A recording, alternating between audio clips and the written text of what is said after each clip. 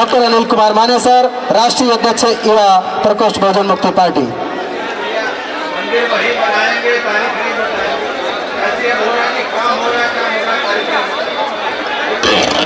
साथियों, वामन मेश्राम साहब आगे बढ़ो। अरे देश का नेता कैसा हो, और देश का नेता कैसा हो। साथियों, आज इलेक्ट्रॉनिक वोटिंग मशीन के विरोध में आप लाखों के तादाद में यहाँ पर इकट्ठा हुए हो। इस देश में आरएसएस के मोहन भागवत के बाप का संविधान लागू नहीं है, मनुस्मृति। इस देश में हमारे बाप ने जो डॉक्टर बाबा साहब अम्बेडकर ने संविधान दिया है, वो संविधान लागू है। 144 लागू किया दिल्ली पुलिस ने, और अंग्रेजों का ये एक्ट है जो इंडियन पिनल कोड है, संविधान के 19 आर्टिकल ने उसको नैनवाइड किया है। संविधान का 19 आर्टिकल चलेगा, अंग्रेजों का कानून नहीं चलेगा। अरे ब्राह्मणों का कानून हम चलने नहीं दे रहे हैं, क्या अंग्रेजों का कानून चलने देंगे? डॉक्टर बाबा साहब अम्बेडकर ने संविधान में 326 आर्टिकल के तहत जनता को one man one vote one value दिया है, लेकिन आज इलेक्ट्रॉनिक वोटिंग मशीन के माध्यम से जनता का वोट उसके लोकसभा से, उसके विधानसभा से, उसके बूथ से जीरो किया जा रहा है। साथियों, अगर किसी नागरिक का वोट उसके बूथ से, उसके लोकसभा से, विधानसभा से अगर जीरो होता है तो उसकी वैल्यू जीरो है। आज वामन मेश्राम साहब को आरएसएस रोकना क्यों चाहती है? आरएसएस का 7 दिन का कैडर कैंप हुआ और उस कैडर कैंप में एक ही बात चर्चा में आई, वामन मेश्राम और बाम साहब को कैसे रोका जाए। वामन मेश्राम और बाम साहब को कैसे रोका जाए। वामन मेश्राम साहब आज के तारीख में संगठन नहीं चला रहे हैं, बल्कि आंदोलन चला रहे हैं। दुश्मन जो है आरएसएस बीजेपी जो है वो आंदोलन से डर रही है।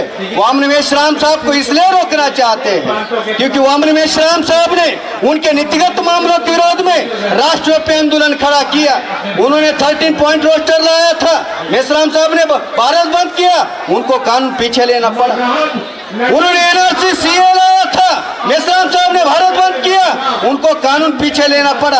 वामन मेश्राम साहब को रोहतक में रोका, आरएसएस के लोगों ने फरसा निकाला। आबे गदेव की औलादो, तुम्हारे पास में हथियार है, हमने हथियार म्यान किए हैं, हथियार म्यान किए हैं। इसका अर्थ ये नहीं है कि हथियार चलाना भूल गए हैं, अभी भी वो खून दौड़ रहा है। भीमा कोरेगांव का 500 लोगों का इतिहास पता है, याद रखना। मेश्राम साहब के बाल को भी अगर धक्का लगता है उसको तो नहीं छोड़ेंगे, लेकिन उसके जाति को भी नहीं छोड़ेंगे।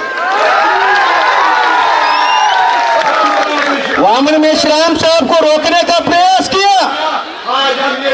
वामन मेश्राम साहब ने आरएसएस के हेडक्वार्टर को घेरा, आरएसएस के लोग ताला लगाकर हेडक्वार्टर से भाग गए।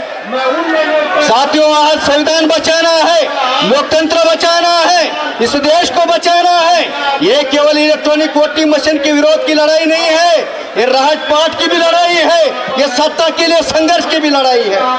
आज उनकी सरकार है, इसलिए वो हमें रोकना चाहते हैं। कल हमारी सरकार बहुजनों की सरकार बनेगी तो बहुजनों की मुक्ति का आंदोलन भी खड़ा हो जाएगा। इसलिए साथियों, इलेक्ट्रॉनिक वोटिंग मशीन के विरोध की जो लड़ाई है, ये राजपाट की भी लड़ाई है, हमें वो रोकना चाहते हैं। बाबा साहब अम्बेडकर ने कहा था, जाओ अपने घरों की दीवारों पे लिखो, इस देश का हुक्मरान बनना है, शासक बनना है, लेकिन शासक बनने के लिए इलेक्ट्रॉनिक वोटिंग मशीन अवरोध है।